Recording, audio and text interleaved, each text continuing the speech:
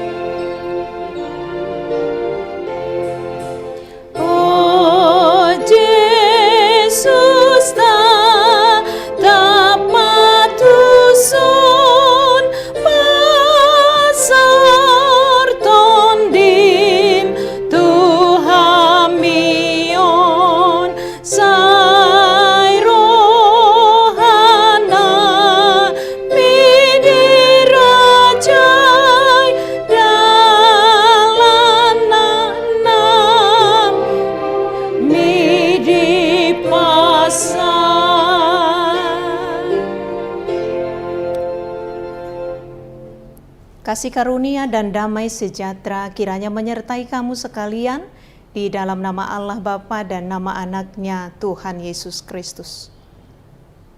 Amin. Jemaat yang terkasih dalam nama Tuhan kita Yesus Kristus, kebenaran firman Tuhan yang menjadi renungan kita pada pagi hari ini, yaitu yang diangkat dari Injil Lukas pasal yang ke-7 ayat yang ke-9b.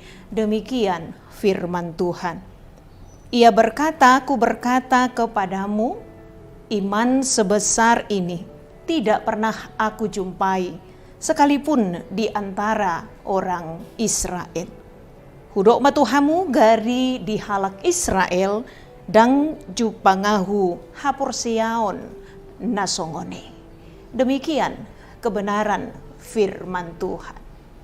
Bapak Ibu jemaat yang terkasih dalam nama Tuhan kita Yesus Kristus, firman Tuhan pada pagi hari ini adalah bagian dari kisah tentang Yesus yang menyembuhkan hamba seorang perwira di Kapernaum. Seorang perwira Romawi yang tidak disebutkan namanya di dalam Alkitab. Namun dengan terperinci Lukas menyebutkan sifat-sifat baik dari perwira ini.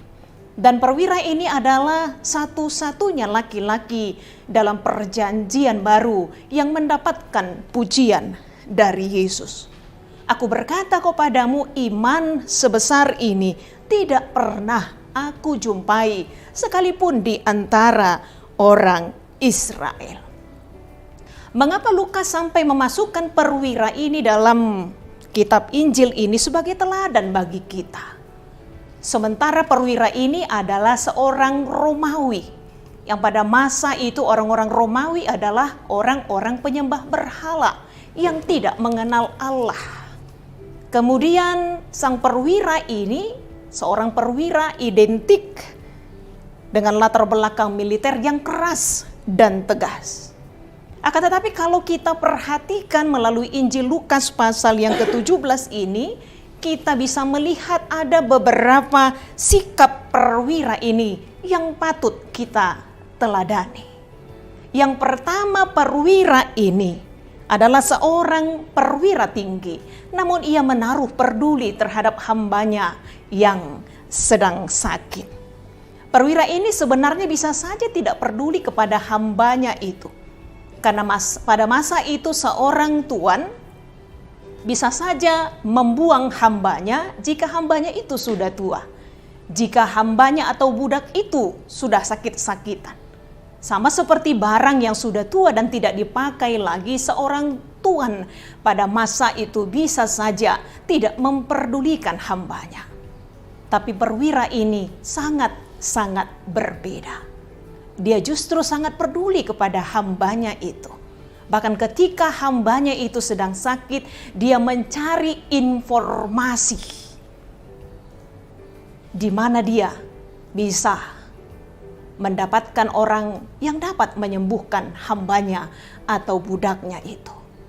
Yang pasti bahwa perwira ini akhirnya mendapatkan informasi kalau Yesus dengan kuasanya sanggup untuk menyembuhkan perwiranya, hambanya atau budaknya yang sedang sakit itu.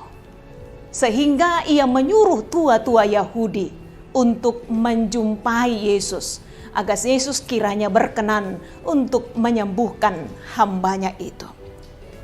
Yang kedua, perwira ini sekalipun bangsa Romawi yang pada masa itu anti kepada Yahudi, namun ternyata perwira ini berhubungan baik dengan orang-orang Yahudi. Karena itu dia bisa menyuruh orang-orang Yahudi untuk bertemu dengan Yesus.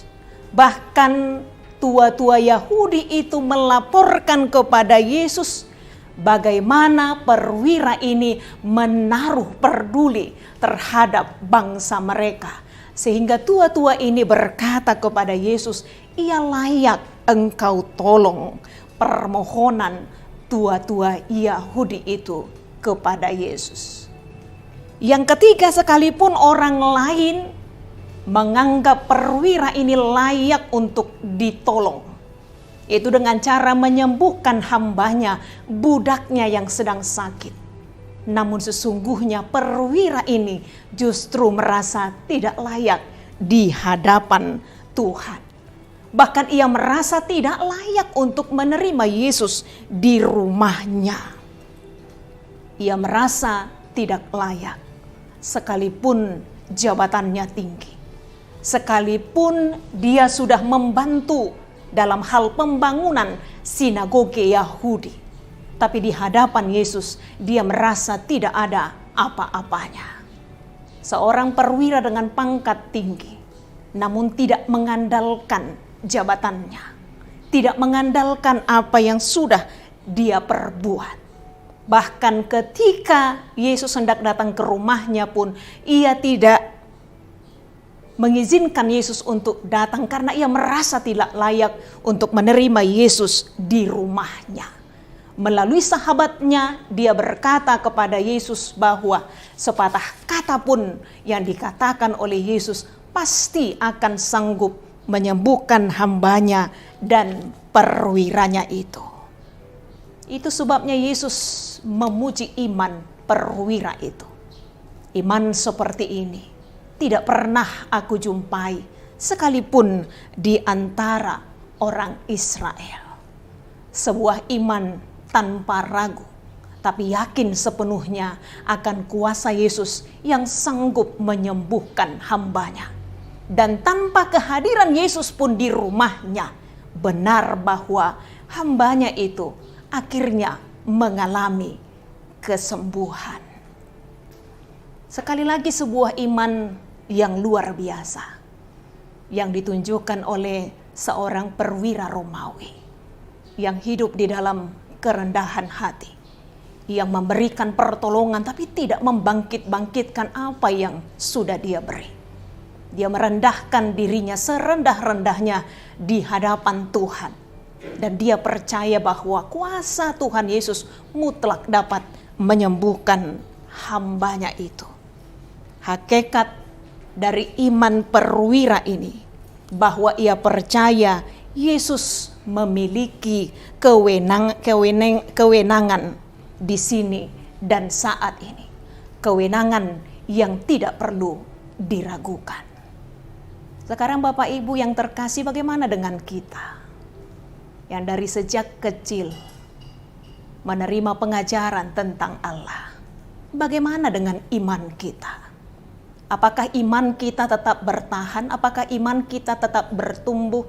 Apakah kita tetap mempercayai bahwa Tuhan berkuasa saat ini, sekarang ini?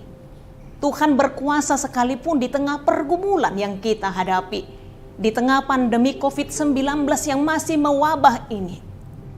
Terlebih pada hari ini kita sudah masuk ke bulan Oktober di tahun 2020 ini. Waktu terus berjalan. Sementara kita merasa pergumulan kita belum selesai. Persoalan kita belum selesai.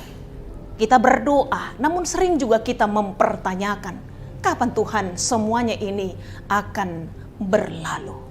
Yang pasti iman tanpa ragu dibutuhkan dalam masa-masa sulit ini. Apapun yang terjadi, sesulit apapun kondisi yang kita alami, mari kita tunjukkan iman yang tanpa ragu, yang terus percaya bahwa Tuhan berkuasa di segala kondisi, di segala situasi. Rancangan Tuhan yang Ia berikan bagi kita dalam hidup kita tidaklah pernah rancangan yang membawa kepada kecelakaan, tapi rancangan damai sejahtera, memberikan masa depan yang penuh harapan. Mari tetap bertahan dengan iman yang teguh di dalam segala situasi dan kondisi yang kita hadapi. Senantiasa percaya Engkau Tuhan akan menyatakan kuasa-Mu dalam kehidupan kami. Semuanya ini, persoalan ini, pergumulan ini, tantangan ini pasti akan berlalu. Tapi iman yang tetap berpaut kepada Tuhan yang akan menguatkan kita untuk menghadapi situasi sulit yang sedang kita hadapi. Bukan hanya iman perwira ini yang mendapat pujian di hadapan Tuhan, tapi ketika kita menunjukkan iman yang teguh, iman yang kuat, iman yang tanpa ragu, Tuhan juga akan memuji kita dengan iman yang teguh, yang berpaut kepadanya. Tuhan akan memampukan dan menolong kita untuk melanjutkan hidup bersama Tuhan. Amin, kita berdoa. Kami bersyukur Bapa di dalam surga. Bapa yang kami puji dan sembah dalam Kristus Yesus Tuhan dan Juru Selamat kami yang hidup. Atas kebenaran firman Tuhan yang senantiasa mengingatkan kami, agar kami tetap beriman. Iman yang tanpa ragu, sekalipun menghadapi situasi sulit, tantangan, pergumulan berat yang tengah kami hadapi. Sama seperti iman perwira, yang percaya bahkan sepatah kata pun yang Yesus katakan akan sanggup menyembuhkan hamba-Nya yang sedang sakit. Biarlah kami juga Tuhan dalam kehidupan kami yang banyak mempelajari, mengenal, bahkan mendengarkan kebenaran firman Tuhan. Dalam doa kami biarlah Tuhan semakin menambahkan iman kami, sehingga iman kami selalu iman yang teruji dalam segala situasi dan kondisi. Kuatkan kami dalam menjalani kehidupan kami, terlebih di tengah pandemi COVID-19 yang masih mewabah ini, yang seringkali menimbulkan pertanyaan dalam diri kami, Tuhan kapan semuanya ini akan berlalu? Tapi kami percaya bahwa rancangan-Mu Tuhan adalah rancangan damai sejahtera, bukan rancangan kecelakaan. Ajari kami mau yakini segala rancangan-Mu, rancangan yang terbaik akan Kau berikan bagi kami, bagi bangsa kami dan bagi dunia ini. Tapi ajari kami untuk senantiasa hidup di dalam kerendahan hati. Terima kasih Bapa yang baik. Berkatilah kami, berkatilah seluruh jemaat kami. Ajar kami Tuhan untuk menjalani hidup kami dengan terus mengandalkan Tuhan. Ampuni kami atas segala dosa dan pelanggaran kami. Hanya dalam kasih Kristus Yesus kami sudah berdoa dan mengucap syukur. Amin. Kita kembali bernyanyi dari buku ND nomor 758 ayat yang pertama.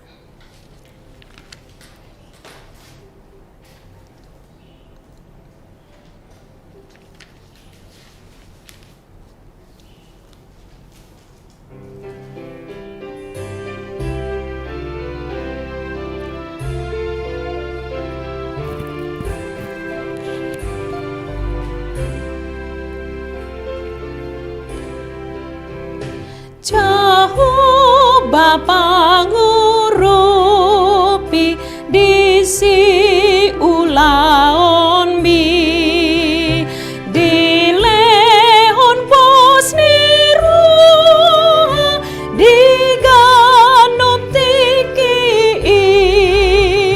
nang pesi patah ganggu apor seyaon mi jamoto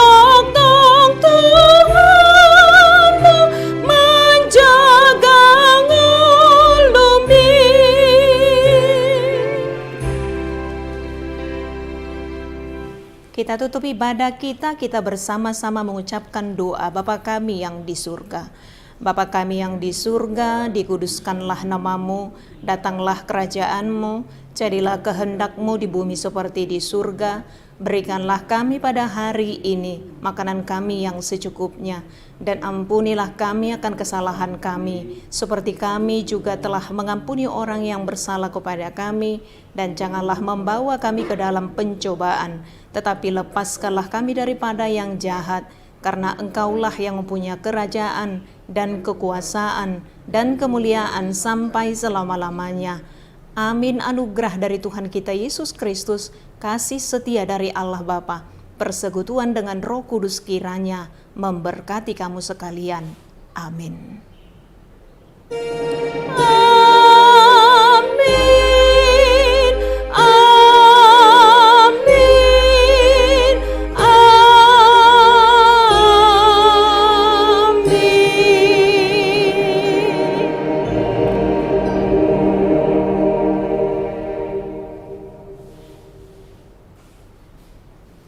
Horas Madihita.